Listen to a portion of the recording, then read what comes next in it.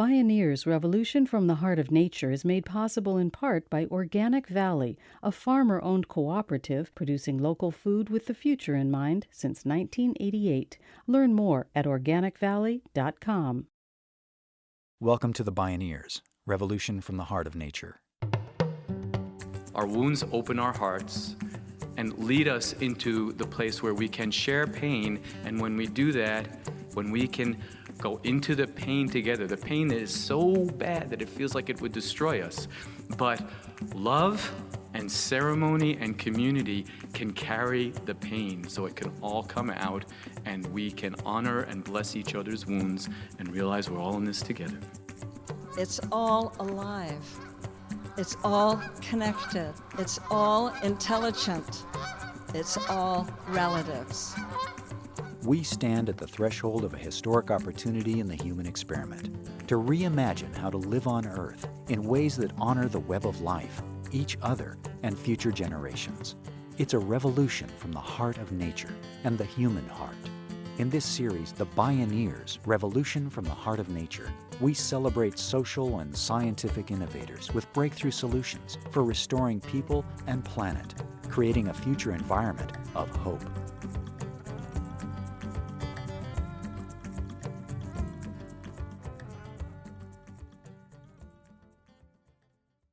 Warrior. The very word is a double-edged sword. It can signify a heroic fighter or deeply held values, or it can glorify the horrors of war and violence. Can it also mean something else? Our veterans and other survivors are on a transformational moral and spiritual journey that can take them from being a disabled veteran to being a spiritual warrior. And warriorhood has been an honored spiritual and social role and path throughout history. Ed Tick is a psychotherapist working with veterans who have returned from the wars and armed conflicts that rage on planet Earth. In just the past 5 years, hundreds of thousands of people have been killed in Iraq and Afghanistan, Somalia, the Congo, the West Bank, Gaza Strip, and Israel, to name a handful of the ongoing conflicts. The wounded and displaced number in the many hundreds of thousands more. And then there are the low-intensity conflicts off the radar screen that produce so many casualties in every country and community around the world. Child abuse and neglect can inflict warlike trauma, as do rape, gang wars, poverty, racism, and the economic genocide of native peoples and vulnerable communities. Ed Tick is part of a growing movement to reclaim the word warrior from the war machine by connecting it back to its spiritual history. Wounded warriors have walked through fire. They carry the scars forever, yet many have healed the wounds. Rather than turning away from those unimaginable war traumas, what can we learn from looking respectfully at their wounds? If we can bear to listen to the stories of the wounded, what might we discover about how to keep the peace? Join us for the next half hour as we explore Wounds to Warriors. In the Wound Lies the Gift, with Aqeela Sherrills, Ed Tick, and Eve Ensler. My name is Neil Harvey. Welcome to the Bioneers, Revolution from the Heart of Nature.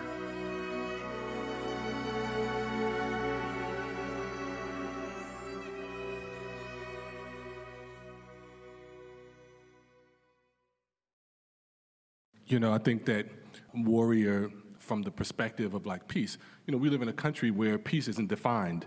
We think that peace is a utopian idea, and we don't hold the same type of reverence for conflict in peace, and it's a whole thing.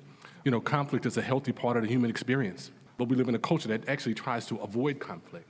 It's unresolved conflict that actually leads to violence, and peace is extremely difficult work, and sometimes in the process of peace, war happens. I think that it's really about a relanguaging and a reclaiming of the word peace as well as, warrior. Yeah. Street war veteran Aqeela Sherrills is an inspired community leader who has transformed his traumatic experiences through a deep commitment to peace. He works to build bridges of reconciliation by sharing the gift he found in his wounds across communities and cultures.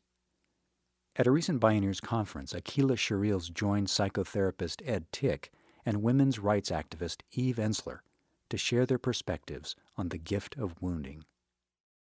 I would say that, tragedy, it's an initiation, actually. It exposes us to a gift of like insight, of intuition, in many cases that, without the experience you don't have. One of my beliefs is that where the wounds are in the personal life is actually where the gift lies. Aqeela Sherrills has lost more than a dozen friends and family members to gang violence. His response? He has traveled the world brokering peace. He is best known for creating the 1992 peace agreement between the Los Angeles gang rivals, the Bloods and the Crips. Sherrills advocates a peacemaking process that is part of what he calls the reverence movement.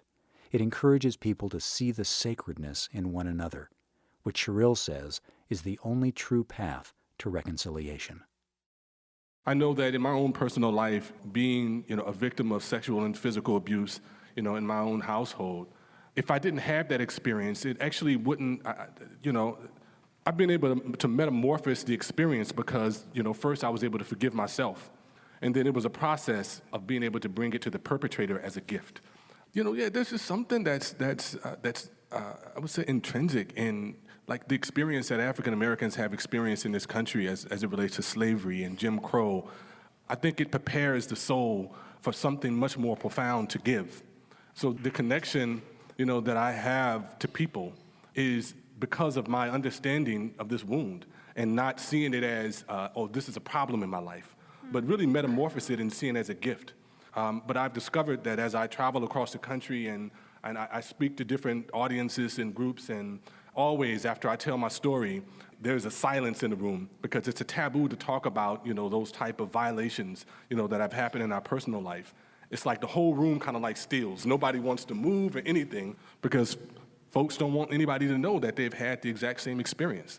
But, recently I was speaking at a juvenile facility in Denver, Colorado, to young men, basically 14 to 18, some who were on their way to prison and, some who were about to get out.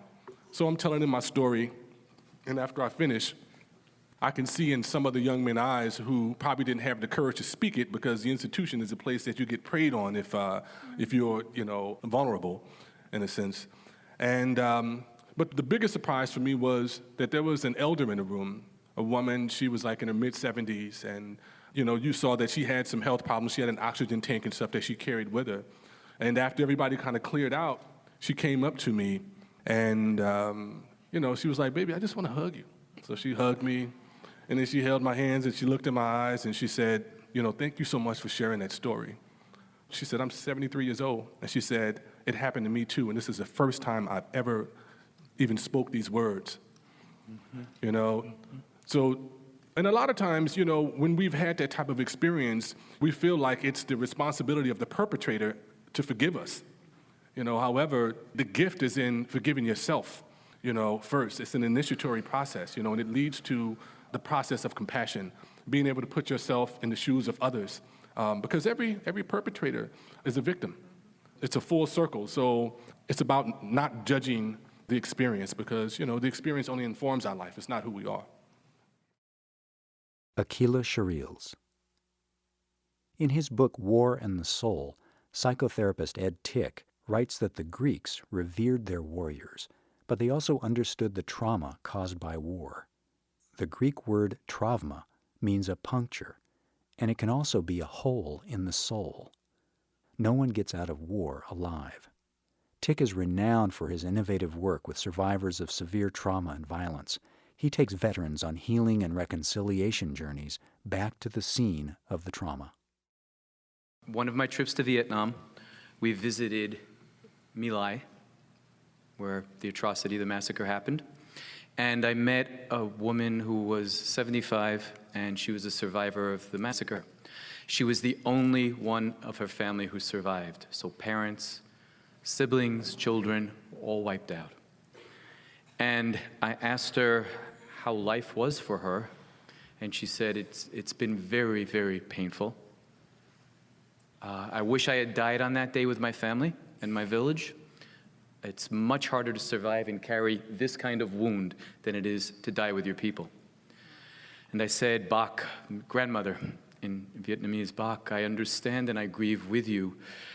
Well, I'm an American and my people came here and massacred your village, so how do you feel about us being here? And she said, oh, please don't keep away because of my pain. You need to come. We're glad Americans come. And we all must witness this story and carry it together. And I thanked her and said, yes, I understand, Bach, and I continue to grieve with you, but how do you feel about our veterans?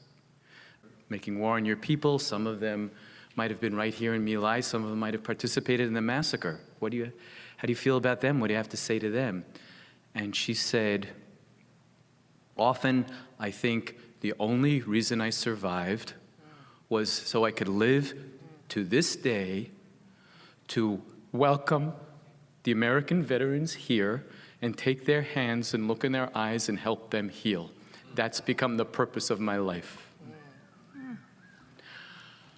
So, wounds are beautiful. Our wounds open our hearts and lead us into the place where we can share pain, and when we do that, as this Vietnamese elder said to us, when we can go into the pain together, the pain is so bad that it feels like it would destroy us, but love and ceremony and community can carry the pain so it can all come out and we can honor and bless each other's wounds and realize we're all in this together. Aqeela and I are brothers not only because of our solidarity, but because I carry the same wounds. And we could sit down now, look in each other's eyes, and we know what it's like to survive physical abuse and sexual abuse. Wounds, common wounds bring us together. And we enter into a healing space together by sharing the pain. The worst thing we can do is cover over the wounds, deny their existence, and force the pain back down. I'm so moved by everything you both are saying, really. And it's very moving to hear men openly talk about being wounded and sexually wounded. And I think if more men were talking about it, things would change really quickly. So I just want to admire your bravery in doing that.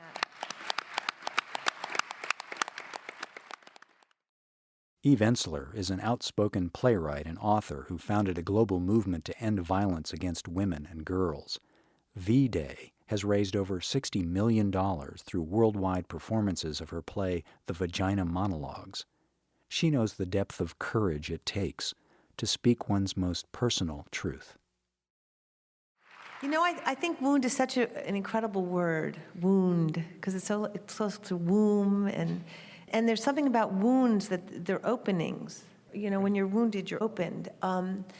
You know, for me, being a survivor of sexual violence, a lot of it tore open something in me that's never really been reconstructed. And it's been an incredible gift, and it's been incredibly painful. It's both. You know, it's living in the wound. But I also think we become permeable. We become able to go into and be open to everyone. You know, it opens the door. And I want to tell a little story, too. There was a little girl when I was in the Congo. She was this beautiful 9-year-old girl who had this incredible spirit, and her mother was taken in one direction in the middle of the night, her father in another, and her in a third. And she was held, and she was gang raped for 2 weeks. And when she was returned, she had fistula, so it meant she had a hole inside her, so she couldn't hold her pee or poop. And many, many women in the hospital I was in had fistula, 250 of them in this community of raped women, and more were arriving every day. But she was this spirit. She was this incredible spirit. At one point, I just took her and I put her on my lap, and as she was on my lap, she peed because she has no ability to hold her pee. I think for me, that was probably one of the most powerful moments of my entire life, because I felt that she had come into me and I was with her. And I realized at that moment that nobody had held her since she'd been raped because everyone was so afraid of her peeing on them. And I felt like that pee was blessed. It was just this sacred water. And I think had I not gone through what I have been through, that I would have been afraid in that moment, where I felt really blessed in that moment that she trusted me enough to sit on my lap and release herself to me. And I think I think the more willing we are to go into the wound, the more willing we are to go into our own wounds and open those wounds, whatever they are, if they're wounds of being a perpetrator. Because I think it's, having worked in prison for 8 years with women who committed violent crimes, to deal with what you've done to other people is actually harder, I think, than dealing with what's been done to you. And I think all of us are perpetrators in one way or another. We live in a racist, sexist, unequal world. So I feel blessed to be a wounded person. Eve Ensler. Compassion arises from sharing common wounds. In the wound lies the gift, reconciliation, for perpetrator and victim alike. When we return, Eve Ensler, Ed Tick, and Aqeela Sherrills probe an age-old riddle in the journey of a spiritual warrior. This is Wounds to Warriors. In the wound lies the gift. I'm Neil Harvey. You're listening to the Bioneers, Revolution from the Heart of Nature.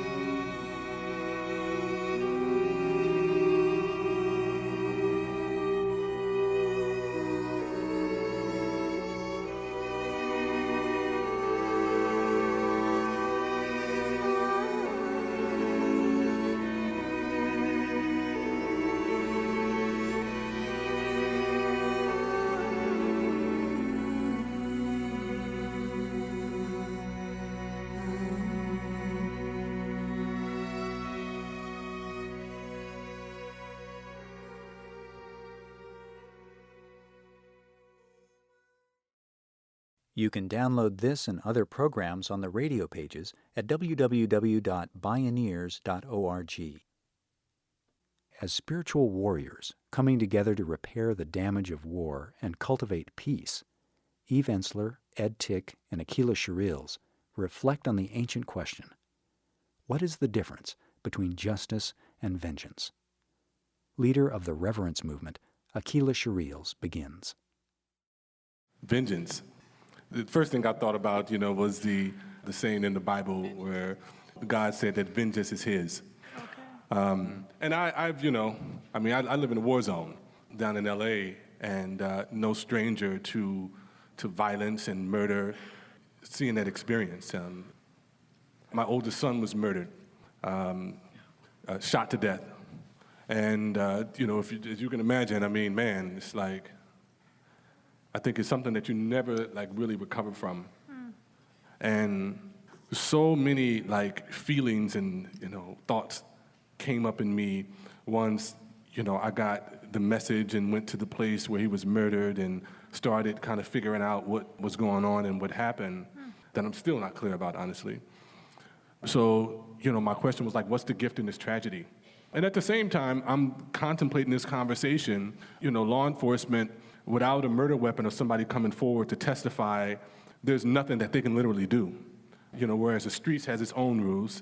So 3 days later, some of the homies in the neighborhood came to me and told me the kid's name, where he lived at, all of this stuff, and was like, man, let's go by tonight and we can take him out. So one of the things that I shared with them, and this was including some of my family members and with the homies in the neighborhood, was that that's the conditioned response. And I know that all of you have heard this before, that if we keep playing this game, an eye for an eye, a tooth for a tooth, that we're going to all be blind and toothless, And I said, that's what the system wants us to do, gentlemen, is to respond in that way. I said, but we're going to fool them. I said, because this young man, although he took my son's life, he's a victim as well. I'm like, he's a victim of a culture that lacks humility and compassion. He's a victim of a culture that sees love as an idea as opposed to a practice. My belief, I believe in the divinity of human beings. I'm like, given the opportunity, this young man can give back 10 times that of the average person because of this piercing, because of this initiation that he's gone through. 17 years old. My belief is that People take lives, for one reason in many cases, and it's out of fear. The question that I have for the young man, hopefully one day I'll get an opportunity to meet him, is what happened, in your life to cause you to have so much fear in which you would take another human being's life? Talk with their parents and ask where they feel like they lost connection with their child, or if they ever felt like they had a connection. To work with them, with him, with the system, to ensure that this young man gets the proper counseling and therapy that he needs in order to become a balanced human being. Because, when the body dies, it releases an energy that can be harnessed to do what we perceive as good things or bad things. And, my belief is that, we can perpetuate the negative. I'm like, who am I to condemn this young man to death or anyone? When I grew up in the neighborhood, individuals I call my friends who have done, heinous things, and even include myself. I know Angel, done all kinds of crazy stuff, in my life. I'm like, I am this young man. And who am I to judge? One of the esoteric terms that Jesus of Nazareth said in the Bible, he said, let he who is without sin cast the first stone. So I'm like, how do we find a way to be able to expand our hearts even more? Because it's a gift, there's a gift in a broken heart.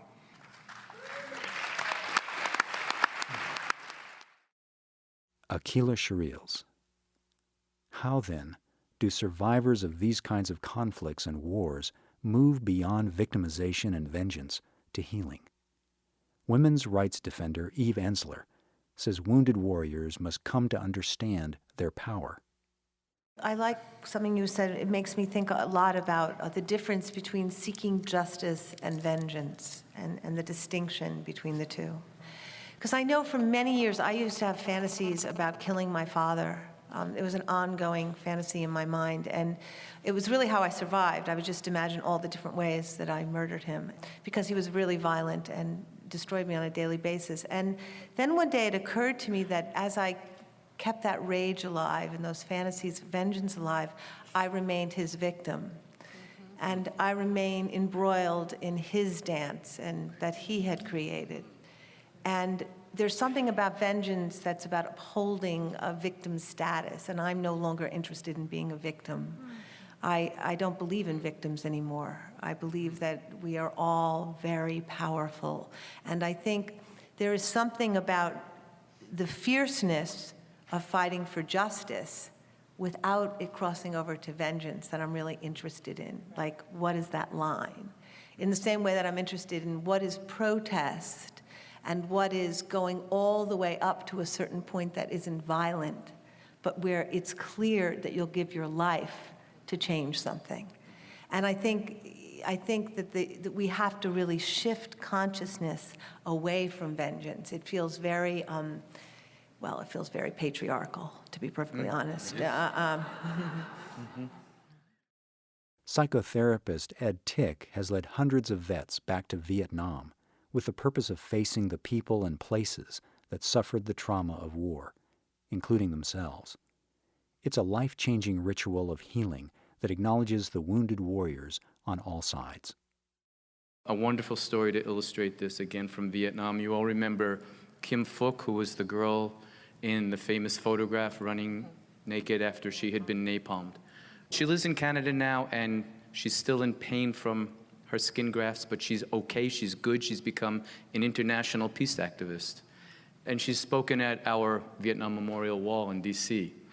Her brother, Tom, T-A-M, was also in that picture. He's in front of Kim, and he still had some clothes on, but he was hit by napalm also, and half of his face was burned, and one of his eyes was burned out. I've spent some time with Tom. He still lives in the house they lived in as children, right in front of which they were napalmed. Tom proudly displays his prosthetic eye, and it was given to him as a gift from North Americans who wanted to say, we're sorry. So instead of an eye for an eye being a symbol and a call to vengeance, we can change that meaning so that an eye for an eye means, I'll give what I took. I'll give back to you what I took from you. We will be different forever. Tom has a false eye. That's a wound. But what he says is, I can see better through my heart with this false eye because American and Canadian friends gave it to me than I was ever able to see with two good eyes. And so there's a gift in the wound, and putting aside the desire for vengeance, and instead, we can never be the same as we were before we were wounded. So we misunderstand justice when we try to get back to what we were before. But when we accept the wound and accept the loss and grieve it together and then restore, then we achieve justice without vengeance. Justice without vengeance can bring peace. As Ernest Hemingway wrote, "The world breaks everyone, but some grow strong in the broken places." Ed Tick, Aqeela Sherrills, and Eve Ensler are warriors, broken open by their wounds, now returned from agonizing extremes of human suffering to guide us in repairing our wounded world. Wounds to warriors. In the wound lies the gift.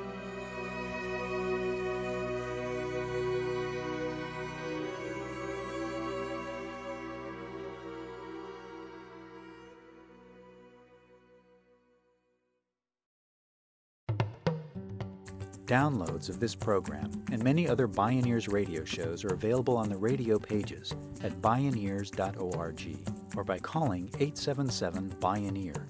That's 877-246-6337. Visit Bioneers.org, where you can learn how to attend the annual October Bioneers National Conference and local Beaming Bioneers conferences. Purchase the radio series, conference CDs and DVDs, and Bioneers books. Join the thriving online Bioneers community and become a Bioneers member or make a donation. All at Bioneers.org or by calling 1-877-BIONEER. The Bioneers, Revolution from the Heart of Nature is a production of Collective Heritage Institute. Executive producer Kenny Ausubel. Written by Catherine Stifter and Kenny Ausubel. Senior producer Neil Harvey. Managing producer Stephanie Welch. Production management Aaron Leventman and Chuck Castleberry. Station relations by Creative PR. Distribution is by WFMT Radio Network. Original recordings provided by Reference Media Group. Our theme music is taken from the album Journey Between by Baka Beyond and used by permission of Hannibal Records, a Rykodisc label. Additional music was made available by Vox Mundi Music at voxmundi@yahoo.com. For more music information, please visit Bioneers.org. The opinions expressed in the Bioneers Revolution from the Heart of Nature radio series are those of the presenters and are not necessarily those of Collective Heritage Institute, the underwriters, or this radio station. My name is Neil Harvey. Thank you for listening. I invite you to join the Bioneers in inspiring a shift to live on Earth in ways that honor the web of life, each other, and future generations. This is program number 1109.